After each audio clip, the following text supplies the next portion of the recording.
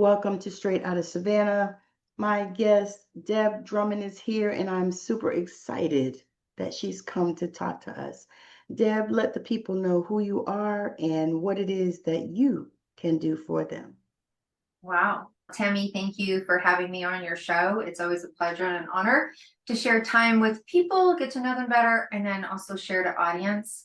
So I live in beautiful Vancouver, Canada. Oh, nice. And I've had a practice for a very long time. I think no matter what we do, it's kind of our practice. Like it's our craft. And I've had a bit of a long career. I'd say I'm in multiple decades. That's as far as I'm going to go and sharing how long I've been doing this. But really, I think my gift has changed in an interesting way. Like, I don't think the word download is unusual to you or your audience. Yes. And I was in the music industry. I had a very clear moment that told me that I needed to shift that. And that was me coming home from working with the band one night. You know, you get off work around 3. You go for dinner and you come home around 4 or 5. And I was in my 20s. And I love music. If you hang out with me long enough to know, it is the addiction that I choose not to give up. And I was taking off my makeup and the mirror went pitch black. And I thought I'd gone blind. And I didn't have a spiritual practice, even though I had my first sighting, I'll say. I was 8, but it scared me. It completely scared me away from anything close to anything. Yeah. And I had this experience, which, again, I was not in a spiritual place in my life. I'd love to tell you that I was. I was rock and roll, baby. That's what we were doing. And you can still be spiritual and rock and roll, but it just wasn't part of the deal. And then I heard the words in my ear. I heard, "You're done." And I interpreted that right away because the mirror came back. And I don't know how long that was, but it was pretty scary. And then I called the club the next day and said, "Hey, I'm moving on." And I'm loyal to a fault, right? It's one of my assets deficits. And they're like, "What are you going to do?" And I'm like, "I don't know." And I didn't know it was a voice of anything other than I was probably living a bit on the edge. And so I went into the world of holistic medicine through a very interesting path, which many of us probably have. I was supposed to get a degree in women's studies and religious studies, and I was going to get back to going to university. And then I had this super cool wanted surprise, which is now my 30-year-old daughter. And I couldn't go to a 4-year university class. I probably could do it now. But I went to go get a muffin instead. Not the same day, but I was pregnant and I was sugar-free, wheat-free, dairy-free, and gluten-free 30 years ago. There was one muffin shop 40 minutes from my home, and I was pregnant and I wanted it. I wanted a muffin. And so we drove, and just as I was leaving, I saw a pink neon flyer, very close to this color pink, like it caught me out of the corner of my eye. And I just grabbed it walking out the door. And it was not known, like this is not a sector that was in the world. And it was a class on holistic body work and massage. And you get the tingles.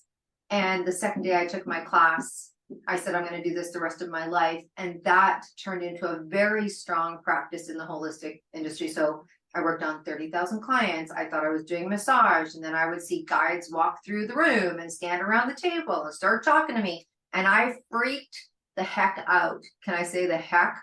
Yeah. And I called my massage teacher and I'm like, whoa, not part of the course. Now, again, you're looking, now you're going back 27 years. Like this wasn't cool. This is, I don't know what's going on. I'm like, I'm massaging people. I get healing and aromatherapy and Ayurveda and blah, blah, blah. And I've got all my stuff and certificates and all the things. And I started an aromatherapy company because no one knew what the heck that was. And she's like, "Oh my gosh, I don't know what that is, but it's so cool." I go, "No, it's actually not." I didn't know what to say to people. I was getting messages, "Tell them not to take that class," and that. And it was really bold. It didn't come out slow. It came out through this practice. Anyways, I had to learn how to work with that. Thank goodness I went to a massage from somebody that the same thing happened to them and they did it to me. And anyways, I was able to get comfortable with it, and it turned into a full intuitive practice where there was 18 of us. All of us were intuitives, but we all did different types of massage and chakra balancing. And honestly, Tammy, we had to have two different flyers because we couldn't say that. Like it was, I'm not 90 either, right? It was the day where saying reflexology was kind of weird for people. Yes. So so we had 2 different flyers. We told people that we could, or we did, or this, and we would say things like, "I just got a feeling." We wouldn't dare cross that line. Right. I had 2 psychic radio shows. They were not We didn't have social media anyway, but it's not like I didn't tell people, I didn't brand it like that marketing, that radio station needed a psychic, and that's where I went.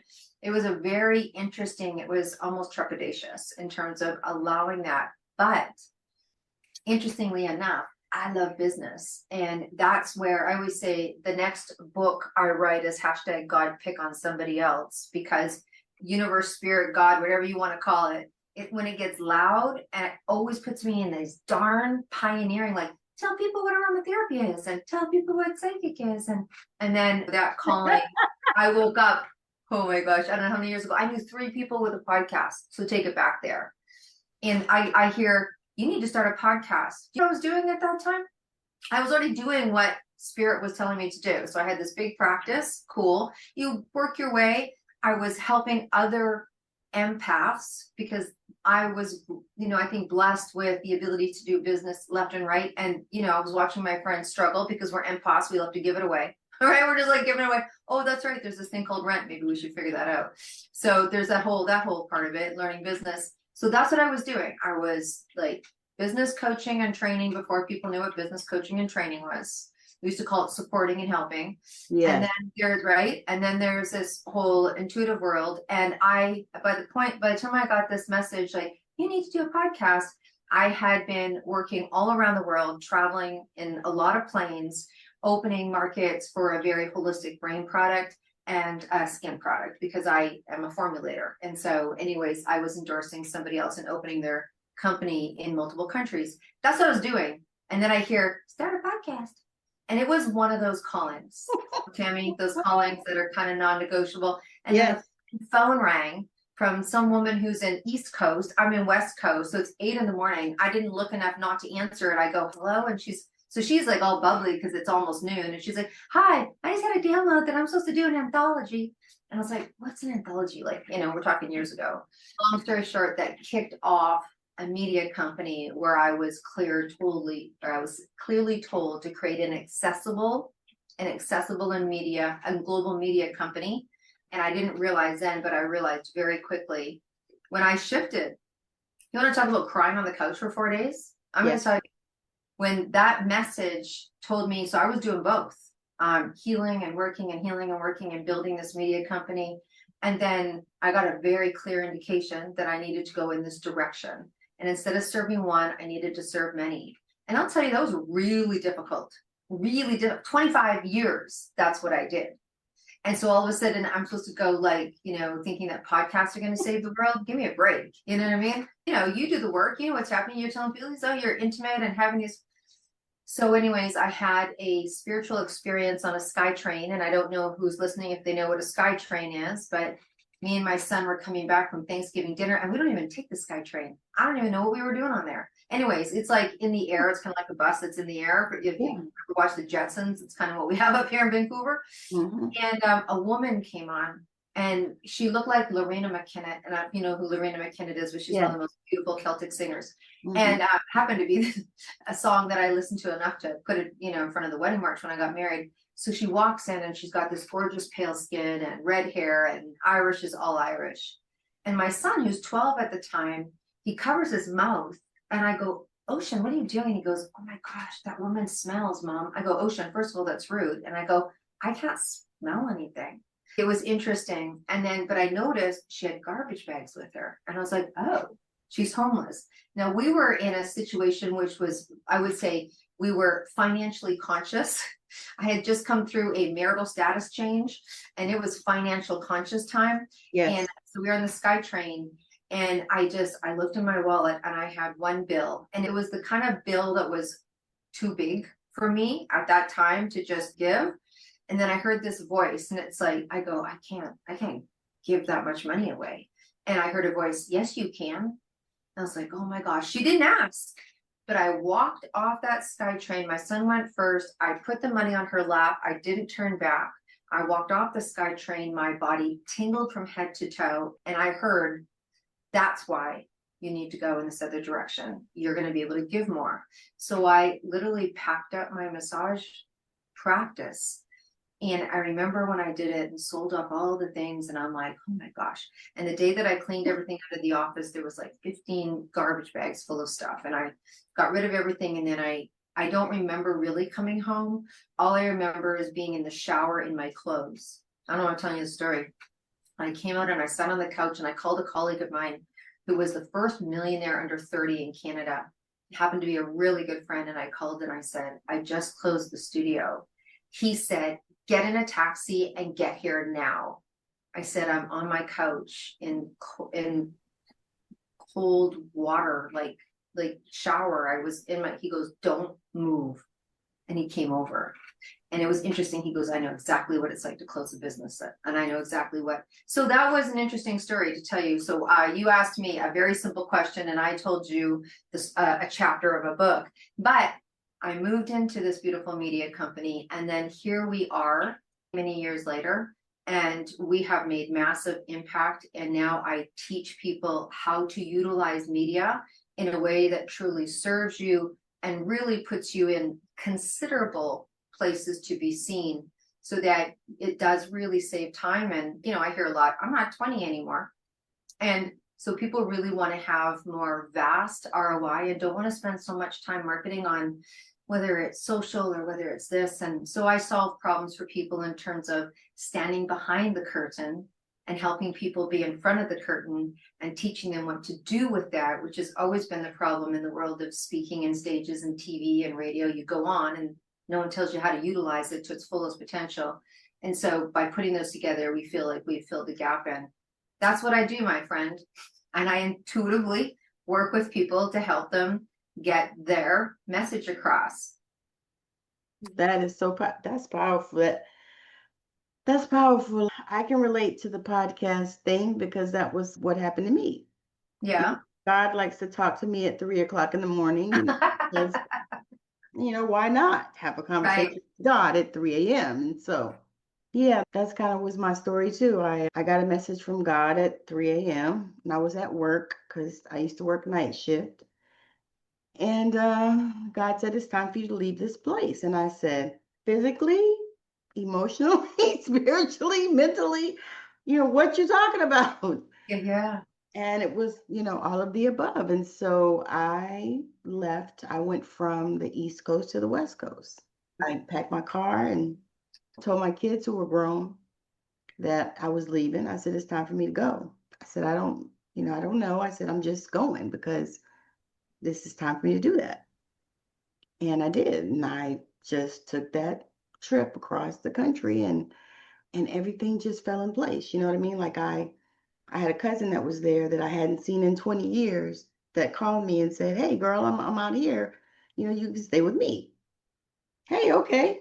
Problem solved. You know what I mean? So it was like every time, and even when I think about it now, it's like it was a hell of a time. I mean, I went through a lot of transitions during that time, but I learned so much in it. And it to me was the beginning of my transition to who I am now. It was like the catalyst, the thing that started the whole ride. You know what I mean? Because like we've been who we've been all our lives and lives before, but a lot of times we don't know. We're stuck in that remembering cycle where we just don't remember. And it's okay. Yeah. Yeah. It's really interesting. I think that when you start, or when it chooses, or when you choose it, or it chooses you. I mean, I'm right when it chooses you, the different path and the unforeseen. I mean, I think for me, it's unforeseen. It was when I finally got, used to the idea that I was intuitive and that this seeing had, I don't want to say value, but it had purpose, right? Yes, I was yes. like, what's going on? And so you figure it out, then you figure you're good. You're like, okay, this is good. This is what I do. I can do brochures now. We can build this business.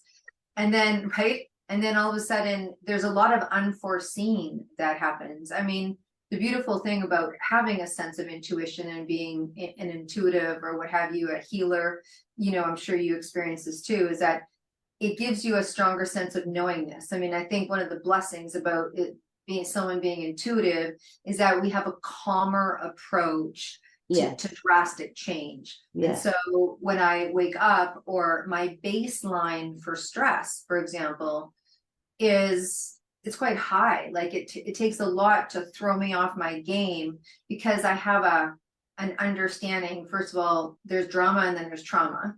And so I don't make drama trauma, right? We know that there's twists and turns to life because we see them, and we see the benefits of what those twists and turns can be. Like, I had a friend of mine call me and he's like, I went into the office today and I don't think I'm having a job anymore. And I'm like, yoo-hoo, right?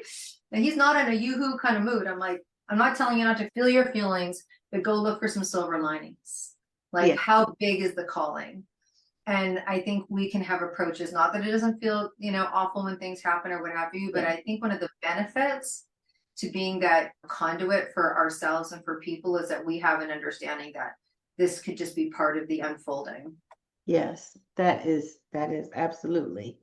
And I believe that as we grow in these spaces that we're called to, or I'm going to say not even called to, these spaces that we've already been, Mm-hmm. because we've already done these things. We've already been here. We've had this conversation because I can remember talking to you now that I am. It's just amazing. I think it's us getting out of our own way. That's what I believe it is. Because I believe that based on our conditioning, based on the way that we were, our culture, and not only that, but the way that we were taught and raised. And so we were conditioned to, act the way that we act and see things the way that we see them. But as we grow, we know that two things can be true at the same time.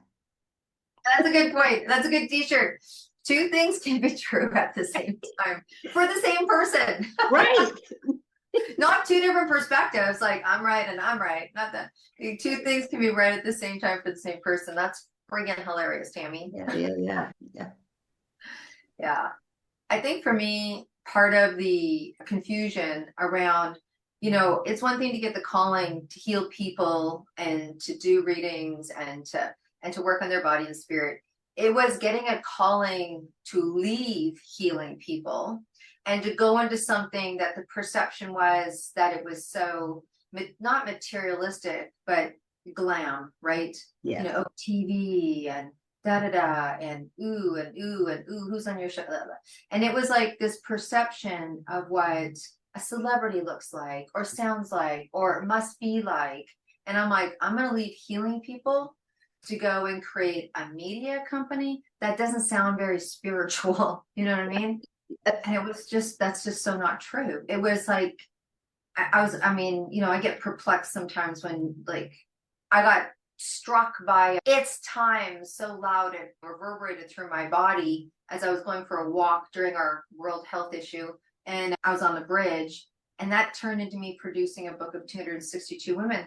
When I was praying and meditating, I said to my collaborator, we got to do this woman's book that I've been thinking about since I was 31. She goes, how many women do you want to have in it? I'm going to tell you, we just finished doing a book of 22 women and 5 men. So that's where my head's at. I'm like 22, 30, I don't know. So I pray and meditate. The next day I hear 262. I'm like, dude, not happening. I mean, I don't know how you talk to your spirit, but I'm pretty a little Janis Joplin-y. I'm like, I'm not doing that. And then the next day I heard 263 and I'm like, wrong direction, figure it out. And my compiler is calling me, how many numbers, figure it out, how many women, right? She's not thinking that's any big deal. I'm like, I'll get back to you. And then 262 comes across my phone. I call her and I go, it's 262. She goes, 262 women? I said, yeah. She said, no, it's not. And I said, yeah, it is. And it was like, what are you talking about? Like, what are you talking about? Right. And then it's turned into this really beautiful thing. But I won't say it's not been a stretch, because that's a stretch. That's like, can I pass that baton on to somebody else, right? And that's why I always talk about, doing that kind of thing. But to go back, when I'm leaving this spiritual world, I mean, where you go, you follow. So intuitively, when I'm coaching people, intuitively when I'm building this, and then of course, who comes are these incredible self-funding, women. I say women and those that support women, right? Women and cool dudes, and we're doing the work. We're doing the work, and that is because helping people be sustainable, right? And it comes to that place of, if you're sustained and you're doing your business and you're getting, rewarded for your business, then that's a state of empowerment. And so I had to like figure that out. Ooh. Right? You help people be sustained in your business. Tell me, there's nothing not spiritual about that. Oh yeah. I mean, and I'm glad we're having this conversation because people think that people think that in doing this work, you're just doing this work. You can't be an accountant or, a surgeon or an attorney. God knows we need. Yeah. Yeah, spirituality and attorney don't get too connected too You know what I often. mean? It's like, but you can do whatever it is that you do and understand that these are gifts that you're given to do them with. Yeah, So absolutely. that's just like powerful to me because that's something that I teach. And I tell people, I said, just because you have these gifts, I said, it's not like you have to be the one with the crystal ball. Yeah. Because we're all needed in all of these spaces. Yeah, absolutely. Absolutely. It's interesting, I think, coming from like what you said, is you're impacted by your culture, you're impacted by, and because it came so early on for me and I didn't really know what it was. And then I got my head around it. And by that point, people were starting to, you could say reflexology or chakra balancing or whatever, but not to everybody. And then seeing it switch over and then having that received by whatever community or whatever you're in. So yeah, very good. Very good. Yeah. As you go forward, what are some of the things that you are wanting to impact? I don't know if I was sharing with you pre-show. In the media company, we're an accessible media company. And so we were talking earlier about this great picture on my wall of Gloria Steinem and Maya Angelou. Yeah. And I've been a follower of Gloria Steinem since my 20s. And I believe that's where the methodology is around helping women be empowered. And how is that empowerment playing out? And in this media company, it's about encouraging women to be seen. So the whole project is called Stand Up, Speak Up, and Show Up. Yes, you. Because people are like, ooh, and I'm like, don't, no. If you're on the other side of the screen, let's go. And so I think what we do, and I can say that I've had some of those great, wonderful moments where we've achieved it and we continue to build more, is that this whole project is an International Women's Day project. And I want people to surpass thinking about International Women's Day as a word. And the whole idea to this project and the message that I got was this. I was told to watch a movie. Literally, Netflix threw it up on my screen. I was working late one night on the couch. I looked at it. It was called Seeing All Red. I had no idea what that was, but my voice inside said, that's got Steinem in it, and I'm not in the mood. So I put my head down to not work. I heard, we've sent it 3 times, watch the damn movie. So I watched the damn movie. It's the life story of Gloria Allred. And I heard, you need to create an accessible and global project for women. International Women's Day has become a Facebook posting day, and you need to get women to honor it the way a mom does Mother's Day. I go, well, hold up, sweetheart, because I'm already doing a book of 262 women. Now you want me to do more than that? And then I started channeling. And what came up is that if I'm going to get women to stand up, speak up, and show up, which has been my mandate to every single company I've built, then I better give them a place to stand. And here's what happened. So on the 8th day of every single month from March 2023 to Mother's Day, May 2024, 22 summits, I sat my butt in this chair. We had 440 speakers and almost 7,000 around the world showed up, and we made it for free. And we became the largest International Women's Day speakership and authorship. And so what I can say by that is I think some of the goal and the understanding and the quest to make people sustainable happens as we continue with this project and offer things like TV. You want a TV channel, TV station? Let's have that conversation so that women are seen and heard. The second part of it is that we'll never see it. you know, when you make impact in the world, like when you heal somebody, Tammy, and they go out there and they make a difference in the world, you don't really see the result of that. And I think so. I get bits and pieces. Like I'll get a video. I had a, you know, an incredible man who unfortunately something not kind in the world happened to his mother. And I'm like, let's honor her in the book. And so there's been some really beautiful moments that I know of. And I think most of the movement and the effect of the movement, I don't know of. I just know that we're not done yet. And when we're done, we'll be told we're done. That is so powerful. I mean, the way that you honor your gifts, you know, because most people don't know how to do that. Yeah. They don't, Well, they're not, you know, oh my God, that's just so powerful. well, I am stubborn and I don't always do what I'm told. As you can hear, they were like, we sent it 3 times, watch the damn movie. Now that was either God or my grandmother, because that's exactly how she would talk. And so sometimes, you know, it's there. And I won't say it's not daunting. Like I won't say it's not daunting. Like some people go, oh, that's so cool. I'm like, it might be cool, but it's not easy. Oh yeah. Woo! Those are two No, different never things. easy. No, never easy. Yeah. Yeah. I mean, if he told me to do a book of 6 people, thank you. I mean, if you think about it, you know, if it was easy, then everyone would do it. And so, no. No, no, no. Woo, I think, oh man, I think about that. It's like, wow, yes, okay. So, Yeah. we have come to the time in the show where I ask this question that I've asked every single one of my guests. Okay. But it is, if there was anything in the world that you could change, what would it be and why? Ooh, girl. If I want to watch your more shows of yours. If I could change one thing in the world and why, it's going to be it's going to sound like a big quest. I volunteered, man, I want to, but I do the same thing and I don't let people have to.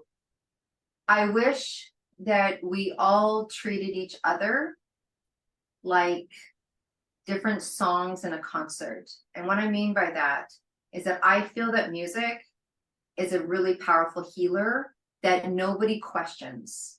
Sometimes God and spirit is questioned. Sometimes love is questioned. It's helped us, it's hurt us. But rarely do you see people fighting in the world about what kind of music they like. And so if we could all tap into the healing power of music and see each other as different songs instead of different political views or different countries or different genders, if you just saw us as different songs, the vibration of music is so powerful. It just passes your right, and it's so healing. So I wish that we, as a really true human rights activist, which is really truly what I believe I am, I'd like to see all of us tap into everyone just treating everybody like a different song instead of a different dot dot. There you go. I love that. I love that. And that would be a first for that one as well. That's good to know. And I could see that because I actually see people sometimes in songs because I love music as well. And yeah, sometimes I'll hear a song, like I'll be sitting there and I'll hear a song and it'll come out, and like I was listening to Little Ditty about Jack and Diane as you were talking. Yeah. I was like, That's awesome. right? It's like, That's awesome. oh, Little Ditty about Jack and Diane. But yeah, Right. so sometimes I'll do that. I'll look at people and I'll just all of a sudden the song will come. Especially I like to swim, Mm-hmm. and I go to the pool at my community, and sometimes I'll be in the pool and all of a sudden I'll look at somebody and a song will come up and I'll just smile and the song will be playing all in my head while I'm swimming. Oh my gosh, that's hilarious. Great. Oh my gosh. Oh, but that is so powerful. When I think about what you said, it's like that would just shift the vibration of this planet alone. Mm-hmm. It's like, okay, so we're all vibrating higher. Because I had been telling people, I said, I've been seeing this thing. It's like they so want to harvest our energy in this time. And I've been seeing it, and it's because there's so many that are soulless. Like they have no Mm, soul, mm. and it's like you can almost, well, I can look at them. I'm going to say I can look at them and see that there's no soul. You know what I mean? And so it's almost like you can't even really talk to anybody that doesn't have a soul. Yeah, It's like there's why, it's yeah, wasted. that's tough. But I've been telling people, and so I can see that if we would just allow music to shift. This is why I've been listening to different music, and I've been seeing there's some revolution music coming for this time. Because Hmm. revolution music back in Hmm. that time, but they have a few that are coming through, and you can hear the vibrations in them. Because the thing about music is music has frequencies, Of course. and this is why there are certain songs and stuff that you might not even understand the words, but the song calls you. Hear it inside of yourself and you vibrate with it. And there are artists that are geniuses at that. Truly. Some we like and some people don't like. Yeah. That's the beauty of, that's the beauty of music, right? Yes, Yeah. yes. So if you want to share, where you're located, where is Yeah. best place people can access you and what you have going on, do Yeah. so. Absolutely. Well, thank you so much for that.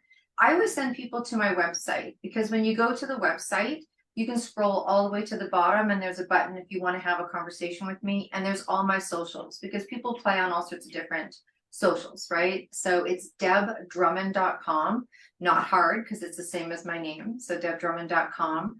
And there's all the teaching classes. And if someone wants to be on a podcast or they want to be on a stage or you want to be interviewed on TV or you want to have your own TV show, you'll see where to go with that. And if not, you'll reach out and we can just have a kind of a call to get to know each other and see where you're at and why you would want some exposure. And we can put you in the right direction. Mhm. That's Yeah. that is powerful.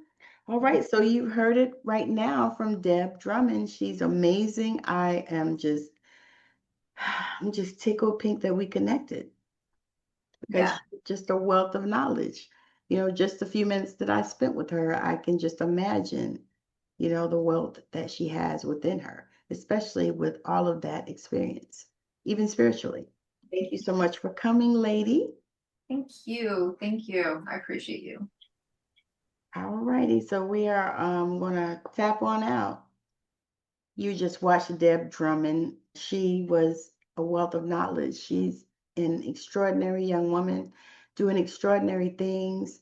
She's a publisher, so she's helping people to publish and doing anthologies, which is definitely an amazing thing because I was considering doing those, and my God, I think not. And I'm so grateful that I actually didn't pull it off because it's a lot of work and it requires a lot of attention that I just cannot provide at this time.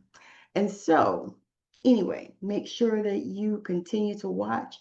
Make sure that you like, you share, and you subscribe and let people know that we're out here doing this work. And and also check out my stand store. You'll see it right there above my name, stand store/intuitive Tammy, for all of the offerings and the things that I have, because I'm actually a spiritual counselor as well. So, again, thank you so much for watching, and I hope that your day is amazing and wonderful. And make sure you follow Deb up through all of her socials. Bye now.